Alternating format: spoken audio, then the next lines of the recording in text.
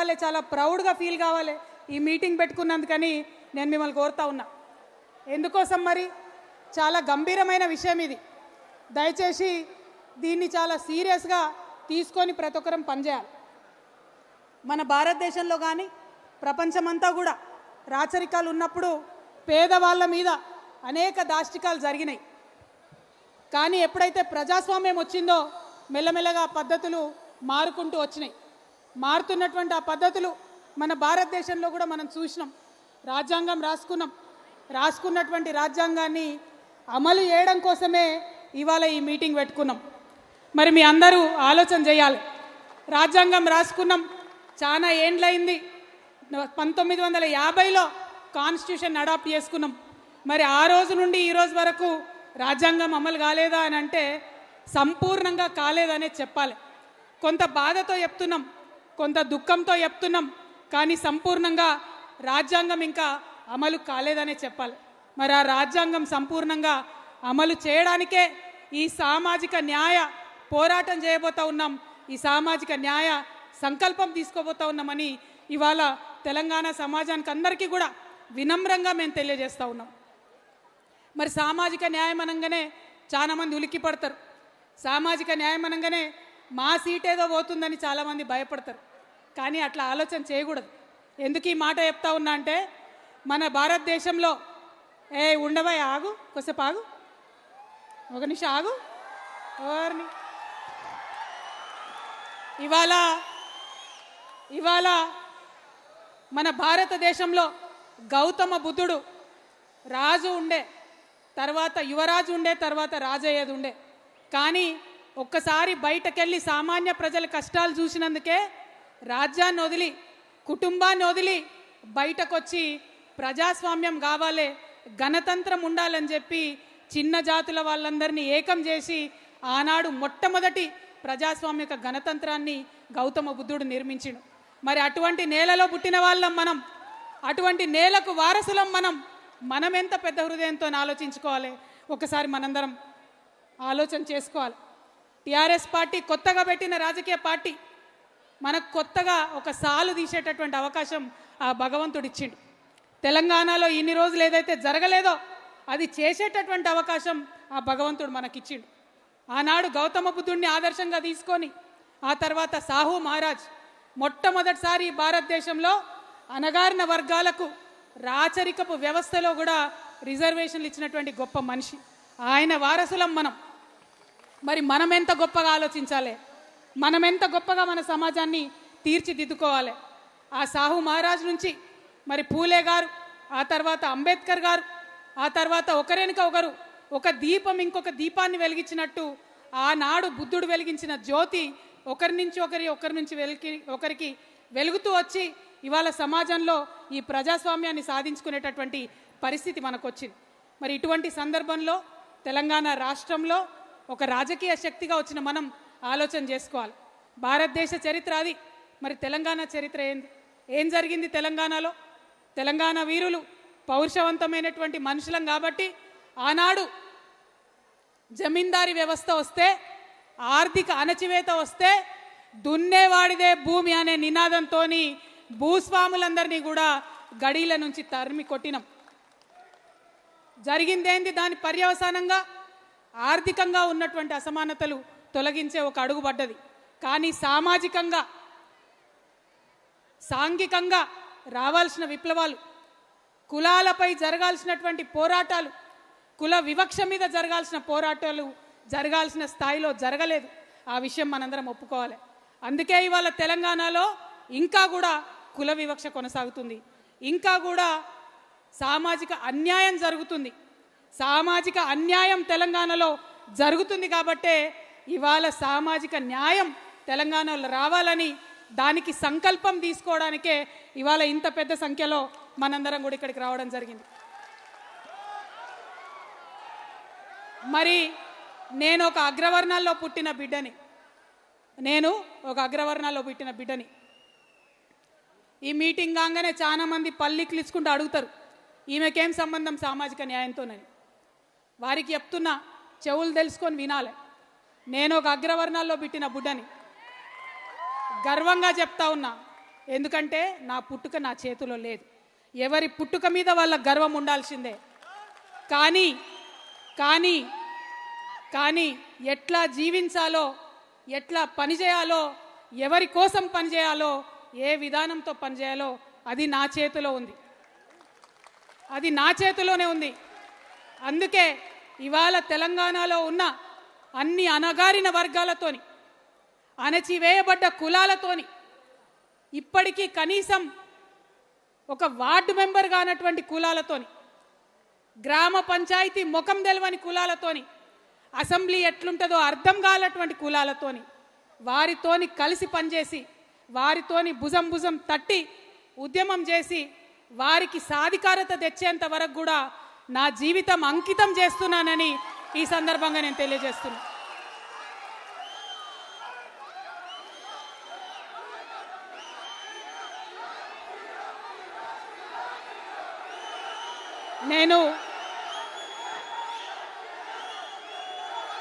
నేను ఏ మాట కూడా ఉట్టిగా చెప్పను. నా ఆత్మ ఒప్పుకొంది, నా మనసు ఒప్పుకొంది, నేను ఏ పని కూడా చేయను. దానివల్ల ఎంత పెద్ద లాభం వచ్చినా నేను ఆ పని చేయను. అట్లా చేసేది ఉంటే నేను ఎక్కడుండేదాన్నో మీకు తెలుసు. కానీ అవన్నీ వదులుకొని ఇవాళ ఒంటరిగా నేను బయలుదేరిన మీ అందరి సహకారంతో ఖచ్చితంగా ఈ తెలంగాణలో మంచి మార్పు తీసుకొని రాగలుగుతామనే కాన్ఫిడెన్స్తో ఇవాళ నేను మీ ముందుకు వచ్చి ఇవాళ ఒక్క మాట మనం ఆలోచన చేసుకోవాలి. చాలామంది మా అగ్రవర్ణ మిత్రులకు నేను హృదయపూర్వకంగా చేతులు జోడించి వినమ్రంగా విజ్ఞప్తి చేస్తున్నా. ఏంటిది సామాజిక న్యాయం? ఏంది సామాజిక న్యాయం అంటే ఏంటిది? వెంటనే సామాజిక న్యాయం అనగానే అగ్రవర్ణాలకు వ్యతిరేకం అనుకుంటారు. కాదు. సామాజిక న్యాయం అంటే ఏంటిది? ఒక దగ్గర ఒక 100 రొట్టెలుంటే, ఆకలితో ఉన్నటువంటి 100 మనుషులుంటే, 100 రొట్టెలుండి ఆకలితోనున్న 100 మనుషులుంటే మానవత్వం ఏంటిది? మనిషి ఒక రొట్టె ఇయ్యాలి, అందరు ఆకలి తీర్చాలి. ధర్మం ఏంటిది? మనిషి ఒక రొట్టె ఇయ్యాలి, అందరు ఆకలి తీర్చాలి. న్యాయం ఏంటిది? మనిషి ఒక రొట్టె ఇయ్యాలి, అందరు ఆకలి తీర్చాలి. చట్టం ఏం చెప్తుంది? వనరులు సమానంగా పంచుకోవాలి, మనిషి ఒక రొట్టె ఇయ్యాలి, అందరు ఆకలి తీర్చాలి. కానీ ఏం జరుగుతోంది వాళ్ళ భారతదేశంలో? 100 రొట్టెలున్నాయి, ఆకలితో నుండే 100 మనుషులు ఉన్నారు. కానీ బలవంతులైనటువంటి 10 మంది మనుషులు 90 రొట్టెలు తింటున్నారు. ఇవాళ బలహీనమైనటువంటి 90 మంది మనుషులు 10 రొట్టెలు పంచుకొని తినే దుస్థితిలో ఉన్నారు ఈరోజు. ఇది న్యాయమా? ఇది ధర్మమా? ఒక్కసారి అగ్రవర్ణాల్లో ఉండేటటువంటి మా మిత్రులందరూ కూడా ఆలోచన చేయాలని వినమ్రంగా చేతులు జోడించి నేను కోరుతా ఉన్నాను. ఎందుకంటే చాలా సందర్భాల్లో న్యాయము, చట్టము, ధర్మము కలగలిసే అంశాలు రావు. కొన్ని సందర్భాల్లోనే చరిత్రలో అటువంటి అంశాలు వస్తాయి. సామాజిక న్యాయం అనేది అటువంటి అంశం. భారత రాజ్యాంగం చెప్తుంది సామాజిక న్యాయం కావాలని, న్యాయం చెప్తుంది సామాజిక న్యాయం కావాలని. ఇప్పటిదాకా మనం మాట్లాడుకున్న ధర్మం చెప్తుంది సామాజిక న్యాయం కావాలని. అందుకే మా అగ్రవర్ణాల్లో ఉండే మిత్రులకు నేను చెప్తా ఉన్నాను, ఆలోచన చేయండి. ఎందుకంటే ఈ భారతదేశంలో ఎప్పుడు పరివర్తన వచ్చినా ప్రజాస్వామ్యవాదులైనటువంటి అగ్రవర్ణ మిత్రులు కలిసి వచ్చి ముందు ఉండి ఆ పరివర్తన తీసుకొచ్చినారు. మనం గౌతమ బుద్ధుడి కన్నా గొప్ప వాళ్ళం కాదు కదా. ఆ గౌతమ బుద్ధుడు ఒక క్షత్రియ పుత్రుడే అయినా రాజ్యం విడిచి వచ్చి ప్రజాస్వామ్యం కోసం కొట్లాడిండు. ఆయన స్ఫూర్తిగా ఇవాళ అగ్రవర్ణాలు కలిసి వచ్చి తెలంగాణలో సామాజిక న్యాయం కోసం కొట్లాడాలి. ఆయన తర్వాత వచ్చిన సాహు మహారాజ్ మరాఠా శూద్ర అగ్రవర్ణ కులానికి సంబంధించిన వాడే. కానీ రిజర్వేషన్లు ఇచ్చిండు, రాజు అయ్యుండి రిజర్వేషన్లు ఇచ్చిండు. ఆ స్ఫూర్తితో ఇవాళ అగ్రవర్ణ మిత్రులందరూ కూడా తెలంగాణలో సామాజిక న్యాయం కావాలని ముందు వరుసలో ఉండి కొట్లాడాలి. ఆ తర్వాత మండల్ కమిషన్ రిపోర్ట్ వస్తే కాంగ్రెస్ పార్టీ 20 ఏండ్లు బీర్వాలేసి భద్రంగా తాళమేస్తే మరొక క్షత్రియ పుత్రుడు విశ్వనాథ్ ప్రతాప్ సింగ్ వచ్చి విప్లవాత్మకంగా ఆ మండల్ కమిషన్ రిపోర్ట్ని అమలు చేసిండు. వారిని స్ఫూర్తిగా తీసుకొని ఇవాళ అగ్రవర్ణ మిత్రులందరూ తెలంగాణలో సామాజిక న్యాయం కోసం కదలి రావాలి, టీఆర్ఎస్తోని కలిసి రావాలి. అదేవిధంగా పక్కనే ఉన్న తమిళనాడులో తన రాజకీయ చతురతను ప్రదర్శించి బీసీలకు ఉండే రిజర్వేషన్ని శాశ్వతంగా వారిని కాపాడడం కోసం 9th షెడ్యూల్లో పెట్టించినటువంటి విప్లవ వనిత జయలలిత, ఆమె అగ్రవర్ణ బ్రాహ్మణ స్త్రీ, ఆమెను ఆదర్శంగా తీసుకొని ఇవాళ అగ్రవర్ణ మహిళలందరూ కూడా కదలి రావాలే, ఈ ఉద్యమంలో కలిసి రావాలే, తెలంగాణలో సామాజిక న్యాయం సాధించి తీరాలి. మనందరికీ తెలుసు, ఒకప్పుడు అజ్మల్ కసబ్ అనేటోడు యుద్ధం చేసి మన మీద పార్లమెంట్ మీద దాడి చేసినప్పుడు దేశంలో అందరూ మాట్లాడిరు ఉరిదీయాలే ఉరిదీయాలే అని. కానీ రాజ్యాంగం ఒప్పుకోలే, న్యాయం ఒప్పుకోలే, సరైన దారిలో పోవాలని చెప్పింది. చాలా చిన్న చిన్న సంఘటనలు చూస్తుంటాం మనం. చిన్న చిన్న పిల్లల్ని, 2 సంవత్సరాల పిల్లల్ని అత్యాచారాలు చేసిన వాళ్ళని, ముఖ్యంగా మాడబిడ్డలైతే ఈ దుర్మార్గుని కాల్చి చంపాలి అని అంటారు. కానీ చట్టం ఒప్పుకోదు. ధర్మం ఒక్కొక్కసారి ఒప్పుకోవచ్చు, కానీ చట్టం ఒప్పుకోదు. కానీ నేను ఇవాళ రిక్వెస్ట్ చేసి చెప్తా ఉన్నా, ఈ సామాజిక న్యాయ పోరాటం ఇది ధర్మ పోరాటం. ఇక్కడ న్యాయము, చట్టము, ధర్మము అన్నీ కూడా అణగారిన వర్గాల వైపు ఉన్నాయి. ఈ ధర్మ పోరాటంలో కలిసి రావాలని మా మిత్రులందరినీ కూడా కోరుతా ఉన్నా. చాలామంది అగ్రవర్ణాలు, ఎంతోమంది బీసీ బిడ్డలు, ఎంతోమంది ఎస్సీ బిడ్డలు విదేశాలకు పోతా ఉన్నాం. అమెరికాకు పోతున్నాం, ఇంగ్లాండ్ పోతున్నాం, ఆస్ట్రేలియాకు పోతున్నాం. అక్కడ ఇగో ఈయన నల్లగున్నాడు, ఈయన భారతదేశం వాళ్ళు, వీళ్ళ స్కిన్ బ్రౌన్గా ఉందని మన మీద వివక్ష చూపిస్తే బాధపడుతున్నాం. అది రేసిజం అంటున్నాం. మరి మన ఇంట్లో, మన దేశంలో, మన పక్కన, మన హృదయాల్లో ఉన్న ఈ వివక్షను రేసిజం అనొద్దా? గుర్తు పట్టొద్దా? దాన్ని తుడి చేయొద్దా? దయచేసి ఒకసారి ఆలోచించండి. నేనేం శుద్ధులు చెప్పడానికి రాలే. నేను పర్ఫెక్ట్గా ప్రజాస్వామ్యాన్ని, డెమోక్రసీని నమ్ముతా. డెమోక్రటికల్ సెటప్లో ముందుకు పోవాలంటే, దేశం అభివృద్ధి చెందాలంటే, ఆనాడు స్వతంత్రం వచ్చిన నాడు ఎట్లయితే ఎస్సీ ఎస్టీలకు రిజర్వేషన్ ఇచ్చిర్రో ఆనాడే బీసీలకు రిజర్వేషన్ ఇచ్చి ఉంటే ఈ పాటికి భారతదేశం అమెరికాతోని పోటీ పడేదని బలంగా నమ్మే వ్యక్తిగా నేను మాట్లాడుతూ ఉన్నా. అందుకోసమే ఇప్పటికన్నా సామాజిక న్యాయం కోసం కొట్లాడదామని అంటున్నా. ఎస్సీ మిత్రుల విషయం చేసుకోండి, ఒక్కసారి ఆలోచన చేయండి. నేను హృదయంతో ఆలోచన చేయాలని కోరుతా ఉన్నా. ముఖ్యంగా ఇక్కడ కండువా కప్పుకొని ఉన్న మా టీఆర్ఎస్ మిత్రులందరూ మీరు మళ్ళా గ్రామాలకు పోయి ఈ చర్చ పెట్టాలి కాబట్టి మనసు పెట్టి వినాలని చెప్పి మిమ్మల్ని వినమ్రంగా కోరుతా ఉన్నా. ఎస్సీ మిత్రుల గురించి ఒకసారి ఆలోచించండి. ఎస్సీ అనగానే ఏమంటారు అందరూ? అది బీసీలు కానీ, ఓసీలు కానీ, వాళ్ళకేంది, వాళ్ళకి రిజర్వేషన్ ఉంది, వాళ్ళకేం తక్కువైంది, ఉద్యోగాలు వస్తున్నాయి, ఎమ్మెల్యేలు అవుతురు అంటారు. కానీ ఏదన్నా పండగ వస్తే ఒక దళిత కుటుంబాన్ని పిలిచి మన ఇంట్లో కూర్చోబెట్టుకొని ఎప్పుడన్నా భోజనం చేయించినామా? అటువంటి హృదయ పరివర్తన జరిగిందా? డెమోక్రసీలో అందరం ఒకటే అనుకుంటున్న మనం అటువంటి ఆలోచన ఎప్పుడన్నా చేసినామా? ఒక్కసారి దయచేసి ఆలోచన చేయండి. నేను ఉట్టిగా చెప్తాలని ఈ మాట. పరివర్తన రావాలే, డెఫినెట్గా మన హృదయాలు ట్రాన్స్ఫార్మ్ కావాలి కాబట్టి ఆలోచించమని నేను చెప్తా ఉన్నా. అదేవిధంగా మరి ఎస్సీలకు పోని రిజర్వేషన్ ఉంది, స్వతంత్రం వచ్చినప్పటి నుంచి ఉన్నది. 79 ఏళ్ళు అవుతుంది రిజర్వేషన్ ఉన్నది. కానీ నిన్నగాక మొన్న మన తెలంగాణలో వచ్చిన రిపోర్ట్లో 97% మంది దళిత కుటుంబాలు అత్యంత వెనుకబాటులో ఉన్నారని చెప్తున్నారు. ఎందుకు జరుగుతుంది ఇట్లా? మరి ఇవాళ అన్ని డిపార్ట్మెంట్లో కలెక్టర్లుగా ఉన్నటువంటి వాళ్ళు, హెచ్ఓడీలుగా ఉన్నటువంటి వాళ్ళు, అగ్రవర్ణాల మిత్రులు, బీసీ మిత్రులు ఆలోచన చేసుకోవాలి. ఎప్పుడన్నా బ్యాక్లాగ్ పోస్టులు వస్తే ఇస్తున్నామా మనం బయటికి? ఎస్సీలకు ప్రమోషన్లు వస్తే ఇస్తున్నామా బయటికి? ఇవాళ దేశంలో ఇన్ని శుద్ధులు చెప్పే మోడీ గారి పరిపాలనలో లక్షలాది బ్యాక్లాగ్ ఎస్సీ ఎస్టీ పోస్టులు పెండింగ్ ఉన్నాయి. ఈ సామాజిక న్యాయ పోరాటంలో మనం సంకల్పం తీసుకుందాం. బ్యాక్లాగ్ ఉన్న ప్రతి ఎస్సీ ఎస్టీ పోస్టుని ఇచ్చేంత వరకు మనం పిడికిలెత్తి పోరాటం చేద్దాం. ఎస్సీ మిత్రులకు అండగా నిలబడదాం. వారి యొక్క జీవన ప్రమాణాలను పెంచుకోవడానికి పోరాటం చేద్దాం. అదేవిధంగా ఎస్టీల గురించి మాట్లాడితే మళ్ళీ అదే అంటారు, వీళ్ళకేమైంది, రిజర్వేషన్ ఉంది కదా, వాళ్ళకేమైంది, ఐఏఎస్లు అవుతురు కదా, ఐపీఎస్లు అవుతురు కదా. నిన్న మొన్న వచ్చిన రిపోర్ట్ చెప్తుంది, బాధాకరం, 99% 99% STs are poorest than the poor people. విపరీతమైన బ్యాక్వర్డ్నెస్ ఉంది. ఎందుకుంది మరి? రిజర్వేషన్లు వచ్చే, ఉద్యోగాలు వచ్చే, ఎందుకుంది బ్యాక్వర్డ్నెస్? ఎందుకంటే అడవిలకెళ్ళి అన్నలను పారదోలి అడవిలన్నింటినీ తీసుకొని 1/70 చట్టాన్ని కుల్లబొడిచి ఇవాళ అదానికి అంబానికి అడవి సంపదను కూడా అప్పయెప్పే ప్రయత్నం జరుగుతుంటే మరి వెనకబాటుతనం ఉంటుంది ఎస్టీలలో. ఆ ఎస్టీలలో ఆదివాసీ బిడ్డలలో ఆ గిరిజనులలో మా ఎరకల సోదరులో మా లంబాడ సోదరులో వాళ్ళలో ఉన్న వెనకబాటుతనాన్ని నిర్మూలిస్తామని అలా ప్రతిజ్ఞ చేయాలని మా టీఆర్ఎస్ శ్రేణులందరినీ కూడా నేను కోరుతా ఉన్నా. ఇచ్చినం రిజర్వేషన్ అయిపోయిందంటే కాదు, మానసిక మార్పు కూడా రావాలి. ఖచ్చితంగా మా అగ్రవర్ణ మిత్రులు నేను అడుగుతా ఉన్నా, ఆలోచించండి, థింక్ చేయండి. మన సొసైటీలో మనమే ఎందుకు ఇన్ని బ్యారియర్స్ పెట్టుకోవాలి ఒకసారి ఆలోచన చేయండి. అదేవిధంగా हमारे यहाँ बहुत सारे मुसलमान भाई बहन हैं, आप सबका भी मैं शुक्रिया अदा करती हूँ.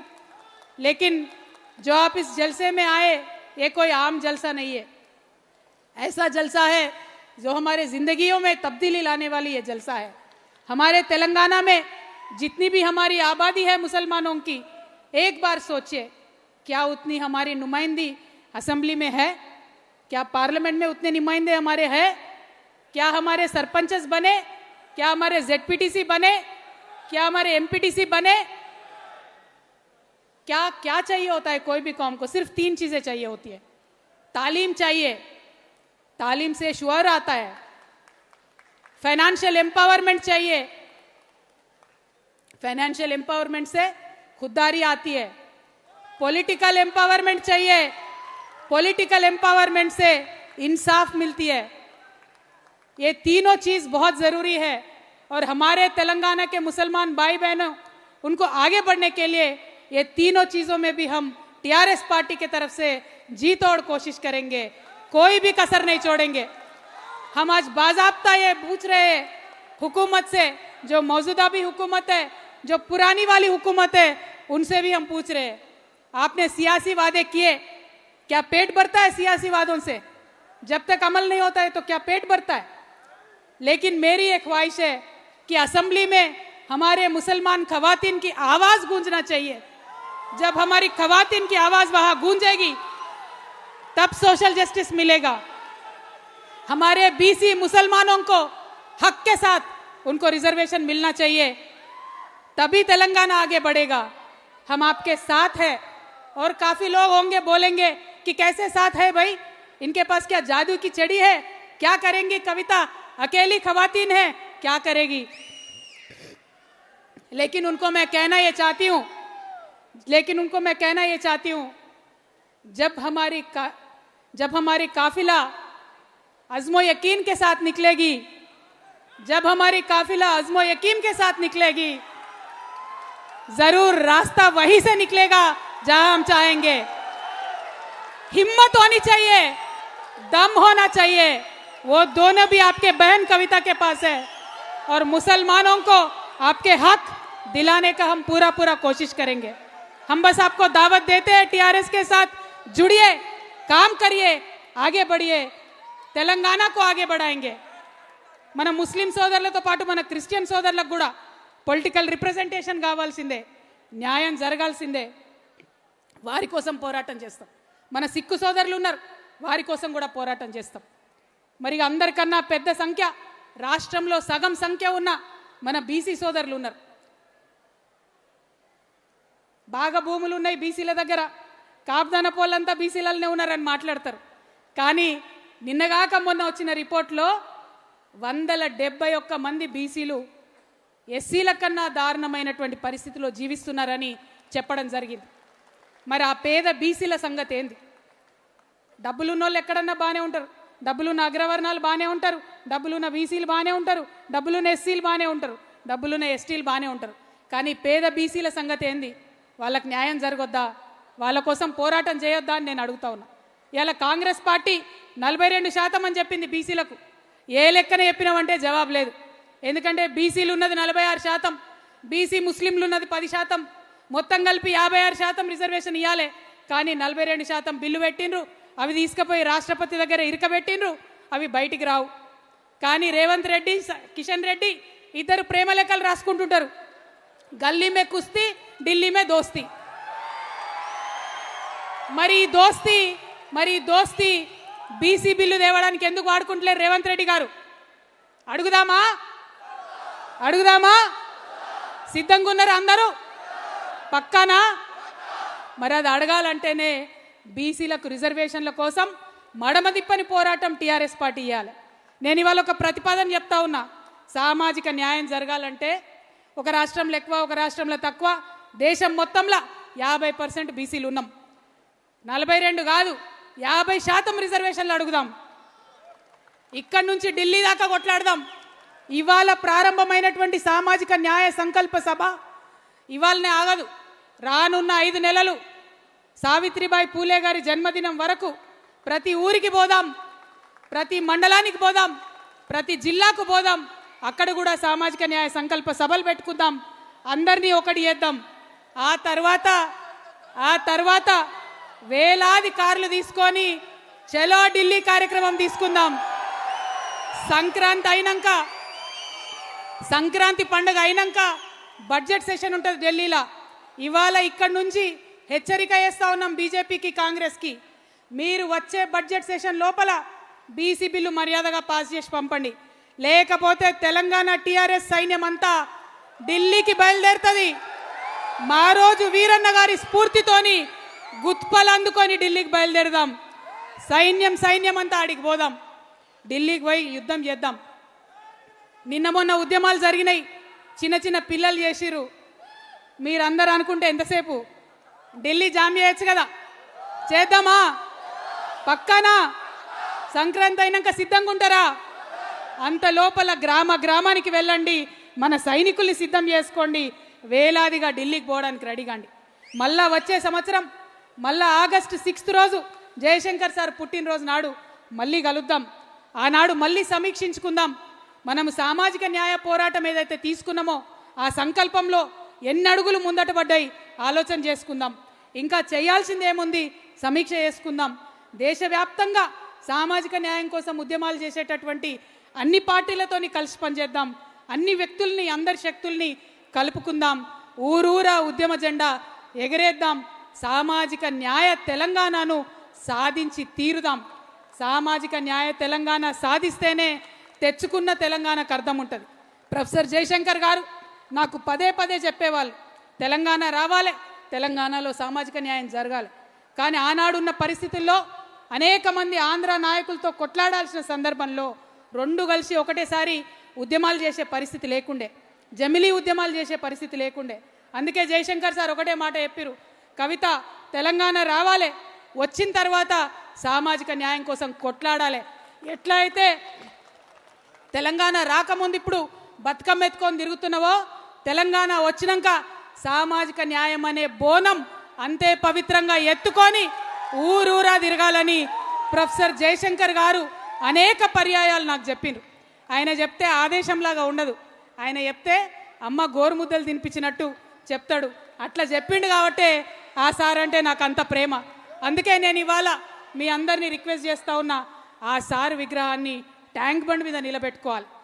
మన సంస్థ జాగృతి నుండి ఇప్పటికే 4 జిల్లాలలో పెట్టినాం, ఇంకా అన్ని జిల్లాలలో కూడా జయశంకర్ సార్ విగ్రహం పెడతాం. ఊరూరా మీరు సామాజిక న్యాయ సంకల్పం చేసేటప్పుడు ఆయా సామాజిక వర్గాలు ఆయా ప్రజల్ని కలుపుకొని ఎక్కడికక్కడ సార్ని ఆ ఊర్లలో నిలబెట్టండి. ఎక్కడ జయశంకర్ సార్ వస్తే అక్కడ వెలుగు వస్తుంది, సామాజిక న్యాయం వస్తుంది, స్వాతంత్రం వస్తుంది, అభివృద్ధి వస్తుంది. కాబట్టి వారు నిలబెట్టుకోవాలి. మరి ఈ విషయాలన్నింటినీ కూడా సమగ్రంగా ఒక ప్రతిజ్ఞ రాసుకోవడం జరిగింది. ఇప్పుడు మీ అందరినీ నేను రిక్వెస్ట్ చేస్తున్నా, తమ స్థానాల్లో నిలబడి మీరందరూ కూడా మరి చేతు ముందుకు జాపి ప్రతిజ్ఞ చేయాలి. మరి ఈ ప్రతిజ్ఞ కన్నా ముందు నేను కొన్ని తీర్మానాలు చదువుతా, ఆ తీర్మానాలన్నీ కూడా మీరు ఆమోదం తెలపాలని చెప్పి కోరుతా ఉన్నాను. బీసీలకు చట్టసభల్లో 50% రిజర్వేషన్లు కల్పించే వరకు తెలంగాణ రక్షణ సేన దేశవ్యాప్తంగా బీసీ శక్తులను కలుపుకొని ఉద్యమిస్తుంది. ఓకేనా? ఓకే అంటే చప్పట్లు కొట్టాలి. మహాత్మా జ్యోతిబా పూలే, సావిత్రిబాయి పూలే దంపతులకు ఇప్పటి వరకు భారతరత్న ఇవ్వలేదు, కాబట్టి భారతరత్న ఇవ్వాలని ఈ సభ తీర్మానం చేస్తుంది. ఇవ్వాలనా వద్దా? మరి చప్పట్లు కొట్టరేమే. అదేవిధంగా ప్రొఫెసర్ జయశంకర్ సార్ విగ్రహాన్ని ట్యాంక్ బండ్పై ఏర్పాటు చేయాలి, ఆయనకు పద్మభూషణ్ ఇవ్వాలని కోరుతూ తెలంగాణ ప్రభుత్వం కేంద్రానికి లేఖ రాయాలని డిమాండ్ చేస్తూ ఉన్నాం. రాజ్యాంగబద్ధంగా ఎస్సీలకు దక్కాల్సిన నిధుల్లో ఒక్క రూపాయి కూడా పక్కదారి పట్టకుండా చర్యలు చేపట్టాలి. ప్రతి రూపాయి ఎస్సీల అభ్యున్నతి కోసమే ఖర్చు చేయాలని ఈ సభ తీర్మానం చేస్తూ ఉన్నది. కేంద్ర రాష్ట్ర ప్రభుత్వాల్లో ఖాళీగా ఉన్న ఎస్సీ ఎస్టీ బ్యాక్లాగ్ ఉద్యోగాలన్నీ భర్తీ చేసేందుకు ప్రత్యేక నోటిఫికేషన్ ఇవ్వాలని ఈ సభ తీర్మానం చేస్తుంది. ఏమైంది, అలసిపోయారా? ఆదివాసీలకు అడవులపై సంపూర్ణ హక్కులు కల్పించేలా మేం పనిచేస్తాము. మైదాన ప్రాంత గిరిజనులకు అభివృద్ధి ఫలాలు దక్కేలా మా పార్టీ తీర్మానం చేస్తుందని మీ అందరికి కూడా మాట ఇస్తూ ఉన్నాం. డీలిమిటేషన్తో సంబంధం లేకుండా చట్టసభల్లో మహిళలకు 33% రిజర్వేషన్లు కల్పిస్తూ పార్లమెంట్ ఉభయ సభల్లో బిల్లు పెట్టి ఆమోదం తెలపాలని ఈ సభ తీర్మానం చేస్తుంది. ముస్లింలకు ఆర్థిక స్వావలంబన, రాజకీయ ప్రాతినిధ్యంతో పాటు వక్ఫ్ భూముల రక్షణ చట్టం తేవాలని తీర్మానం చేస్తూ ఉన్నాం. క్రిస్టియన్లకు ఆర్థిక స్వావలంబన, రాజకీయ సమప్రాతినిధ్యం కోసం ఈ సభ తీర్మానం చేస్తున్నది. సిక్కు సోదరుల అభివృద్ధి కోసం, ఆర్థిక స్వావలంబన కోసం ప్రత్యేక కార్పొరేషన్ ఏర్పాటు చేయాలని ఈ సభ తీర్మానం చేస్తున్నది. ట్రాన్స్జెండర్ల అభివృద్ధి కోసం, స్వావలంబన కోసం ప్రత్యేక కార్పొరేషన్ ఏర్పాటు చేయాలని ఈ సభ తీర్మానం చేస్తున్నది. చివరిగా వికలాంగుల కోఆప్షన్ మెంబర్లుగా అవకాశం కల్పించడంతో పాటు వారికి హామీ ఇచ్చినట్లు పెన్షన్లు పెంచాలని ఈ సభ తీర్మానం చేస్తూ ఉంది. మరి మంచి తీర్మానాలన్నిటితో పాటు మన తెలంగాణ రక్షణ సేన మొత్తం సైనికులందరూ కూడా చెయ్యి ముందుకు చాచి దయచేసి సామాజిక న్యాయ తెలంగాణ ప్రతిజ్ఞ చేయాలని కోరుతున్నా. అందరు మనోళ్ళనే ఉన్నారా? మంది ఉన్నారు ఇక్కడ. మరి చేయిలు ముందుకు చాపుతలేరేమే ఉన్నారా? తెలంగాణ రక్షణ సేన సభ్యులమైన మేము, మళ్ళొకసారి, తెలంగాణ రక్షణ సేన సభ్యులమైన మేము భారత రాజ్యాంగం ప్రసాదించిన స్వేచ్ఛ, సమానత్వం, సౌభ్రాతృత్వం, సామాజిక న్యాయం అనే మహోన్నత విలువలను శిరసావహిస్తూ ఈ ప్రతిజ్ఞ చేస్తున్నాం. శతాబ్దాలుగా వివక్ష, అణచివేత, అసమానతలకు గురైనటువంటి దళితులు, గిరిజనులు, ఆదివాసీలు, వెనుకబడిన వర్గాలు, మహిళలు, మైనారిటీలు మరియు ప్రతి అణగారిన పౌరుని సమగ్ర అభివృద్ధి, సాధికారిత కోసం కంకణబద్ధులమై శ్రమిస్తాము. ప్రతి ఒక్కరికి గౌరవప్రదమైన జీవనం, ఆర్థిక స్వావలంబన, రాజకీయ సమప్రాతినిధ్యం ధ్యేయంగా సామాజిక న్యాయ తెలంగాణ సాకారం చేయడం కోసం అంకితమై పనిచేస్తామని ప్రతిజ్ఞ చేస్తున్నాము. జై తెలంగాణ, జై తెలంగాణ. భౌగోళిక తెలంగాణ సాధించాం, భౌగోళిక తెలంగాణ సాధించాం, సామాజిక తెలంగాణ సాధిస్తాం. భౌగోళిక తెలంగాణ సాధించాం, సామాజిక తెలంగాణ సాధిస్తాం. జై తెలంగాణ. జోహార్ ప్రొఫెసర్ జయశంకర్ కు, జోహార్ తెలంగాణ అమరవీరులకు. జై తెలంగాణ, జై భీమ్, జై ఫూలే, జై తెలంగాణ, జై తెలంగాణ.